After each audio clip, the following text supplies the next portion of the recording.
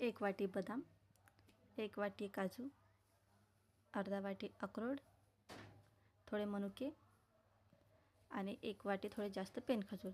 हे पेनखजूरमध्ये बिया होत्या म्हणून मी त्याच्या बिया त्या आधी काढून घेतल्या आणि हे हलके रोस्ट केलेले आहे मी तुपामध्ये.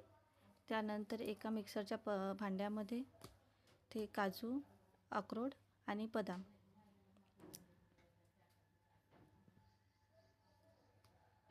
यांची बारीक अशी भुकटी आता करून घेते.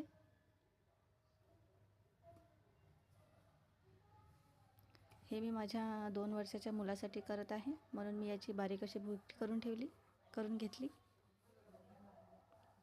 याप्रमाणे. त्यानंतर ज्या कटोऱ्यामध्ये ते बदाम मी रोस्ट केलेले होते, काजू बदाम आणि अक्रोड रोस्ट केलेले होते, त्यामध्ये ते काढून ठेवलं आणि त्याच मिक्सरच्या जारमध्ये हे थोडं पेनखजूर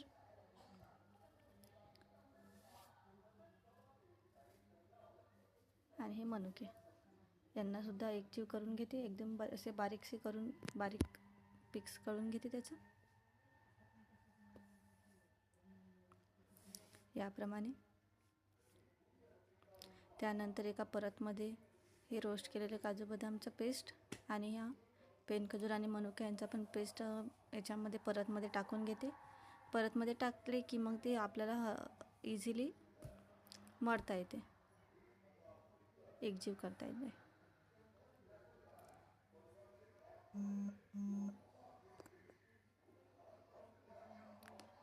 असे थोडे प्रेशरनी थोडा हलकासा दाब देऊन अशी कणिक मळल्यासारखे एकजीव ते करून घेते, जेणेकरून त्याचे लाडू सहजरित्या बनत आले पाहिजे.